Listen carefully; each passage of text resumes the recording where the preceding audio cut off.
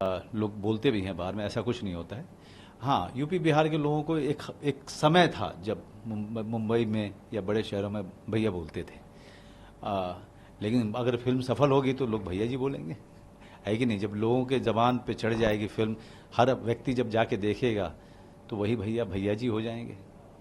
तो आपने कहीं ना कहीं भैया को भैया जी बनाने के लिए इस पर आपने सोच लिया है? मेरे दिमाग में तो हमेशा से भैया जी ही रहे हैं, क्योंकि मैं बिहार का हूँ और इस यहाँ की संस्कृति, यहाँ के परिवेश में पला बढ़ा हूँ।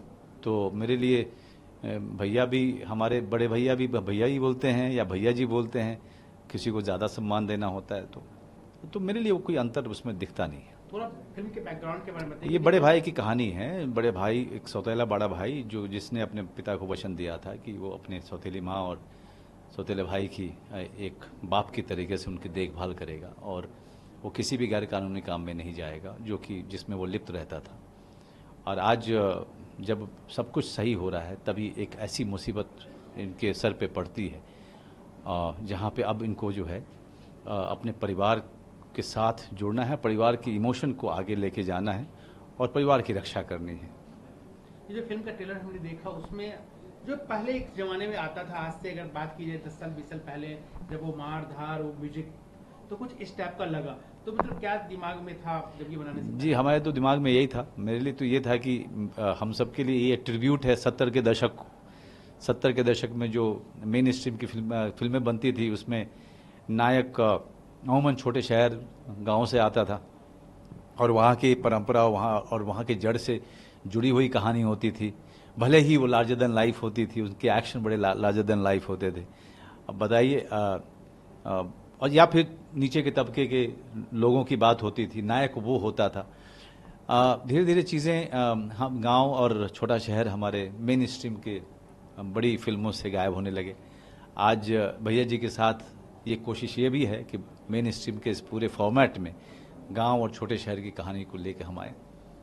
ये आपकी 100वीं फिल्म भी है जैसा हमने सुना है, तो ये कितना करीब है? क्योंकि ऑब्वियस सी बात है कि जाहिर सी बात है कि जब 100 काम आप कर चुके हैं तो मेरे लिए ये बहुत ही महान उपलब्धि है कि मैं जिस इंडस्ट्री में सोचता था कि 10 फिल्में भी नहीं कर पाऊंगा, वहाँ तक कभी पहुँच ही नहीं पाऊंगा। आज जब मुझे बताया गया कि ये 100वां काम है तो मेरे लिए भी आश्चर्य था कि मैं कैसे ये कर गया। ये मुझे भी लगा कि जैसे कोई चमत्कार है। इसमें एक्शंस मूवी है, मैंने एक्शंस देखे। एक्शन भी बहुत सारे हैं, हाँ जी, और काफ़ी इमोशनल है। इमोशनल एक्शन फिल्म इसको कहेंगे। सुने कि आप इस उम्र में भी सारे एक्शन आपने ही किया? जी, 98% मैं पूरे गर्व से कह रहा हूँ। और एस विजन जो हमारे एक्शन डायरेक्टर थे और मेरा डायरेक्टर अपूर्व सिंह कार्की, ये दोनों का सपना था कि मैं ही करूँ, क्योंकि तभी जो है लोगों के लिए काफ़ी रोमांचक रहेगा। जब उनको ये एहसास होगा कि सब काम मैंने ही किया है, तब उनके लिए इसमें विश्वसनीयता भी आएगी और उसके साथ साथ रोमांचक भी बनेगा।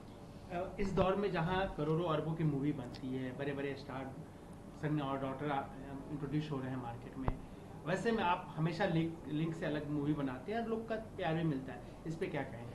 जी, देखिए, मैंने हमेशा एक अभिनेता का, खालिस अभिनेता का रास्ता चुना और ज़्यादातर काम वही किए मैंने मेन स्ट्रीम कमर्शियल फिल्म जो है सिर्फ जिसे कहें सत्यमेव जयते, बागी 2 और अब यही 3 फिल्में ज़्यादातर, मतलब अमूमन यही सब फिल्में मैंने की हैं। बहुत ज़्यादातर फिल्में मैंने मिडिल ऑफ द रोड या इंडिपेंडेंट फिल्में मैंने की हैं और जिसको लेकर के मेरा बहुत गर्व है, क्योंकि उन्होंने मुझे एक अभिनेता के तौर पे उस इंडस्ट्री में स्थापित किया।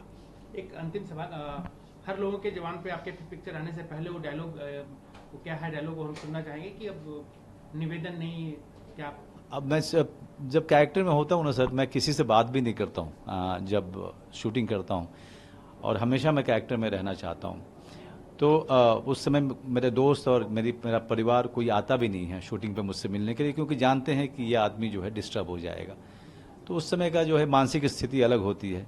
लेकिन अभी आप ट्रेलर में देखिए, बार बार जाके देखिए, और उस निवेदन नहीं नरसंहार को आप और भी अच्छा पाएंगे, क्योंकि यहाँ अचानक से मैं कर नहीं पाऊंगा। ठीक है? यानी